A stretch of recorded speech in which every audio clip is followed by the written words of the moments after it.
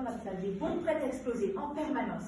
Est-ce que vous avez déjà remarqué, ou là j'ai des plus jeunes ici, est-ce que qui ressent de la colère, qui a du mal à contrôler sa colère quand il y a de la frustration, quand on l'énerve, genre on fait pas ce qu'il veut, ou je paye la poche, je fais ce qu'il veut. Et qui arrive à se mettre en colère comme ça, vraiment, tu sens que c'est à l'intérieur tu vibres quoi. Qui se met en colère, c'est tout? Vous êtes tous des save-love. Hein? Quand je parle de colère, je parle vraiment, on sent ça vibre à l'intérieur, quoi. Ça vibre à l'intérieur, je sens que vous êtes couché comme ça. Ça,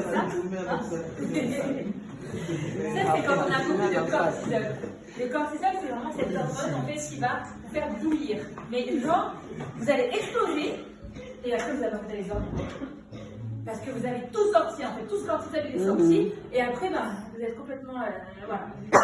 Ça, c'est de la colère. Et ça, c'est quand on a un contexte anxiogène de développement.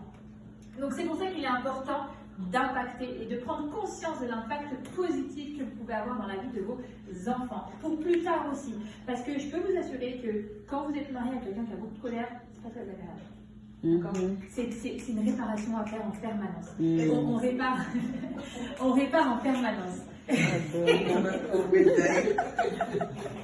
en fait, c'est beaucoup de frustration qu'on ressort plus tard, à l'âge adulte, à l'adolescence, etc. Alors qu'on a le pouvoir de faire changer ces choses-là, en fait. Si on se détache, tout à l'heure, tu as dit des choses très très justes, on se détache, en fait, on devient notre priorité. Donc en fait, en tant que parents, on a ce devoir de se réparer et de s'aimer. Parce que si on ne s'aime pas, les enfants, c'est pas... On dirait que c'est la norme d'une société, genre on fait les enfants, c'est une norme. C'est comme ça, ça va passer, de toute façon ça va se faire. Mais non, en fait, on a besoin de se réparer avant, on a besoin de faire tout ce qu'il a dit, tout ce que tu as dit avant, on a besoin de faire ça et on accueille les enfants. Ça, c'est l'idéal. Donc tous les jeunes qui sont là, pensez à vous réparer avant de faire des enfants. Et ceux qui ont déjà des enfants, vous avez encore le pouvoir de le faire. Vous avez encore le pouvoir de le faire et de vous servir en fait finalement de cet amour, de des connaissances que je transmets là sur cette petite 30 minutes pour justement impacter la vie. Il n'est jamais trop tard avec l'être humain. C'est ça la magie d'être humain, c'est qu'il n'est jamais trop tard. Jamais. Donc je dis, on a la dopamine, endorphine, ocytocine. Et attends, je ne note jamais rien, mais ma mémoire me dit faux. Non, attends. Ocytocine, dopamine. Ah, sérotonine.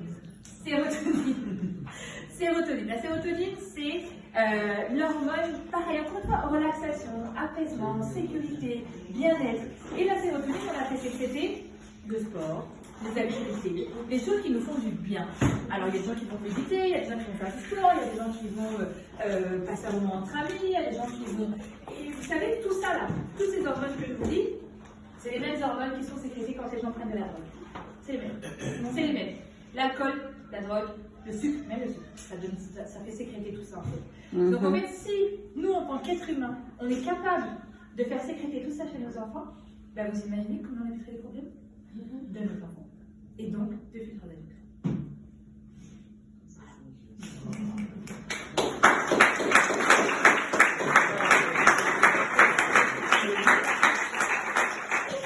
Merci beaucoup, Audrey.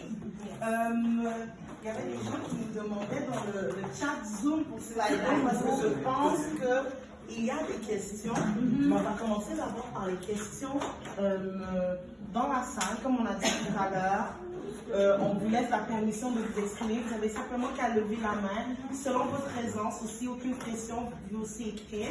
Donc on avait quelqu'un en arrière qui avait levé sa main. David. Moi, c'est plus un commentaire qu'une question. J'ai trouvé que le message était très beau.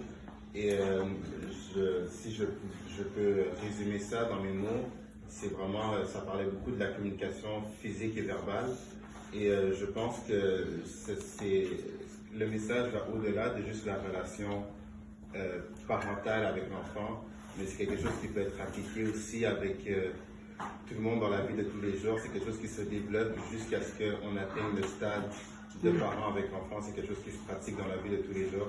Et je trouve que c'était un message très positif et très bon.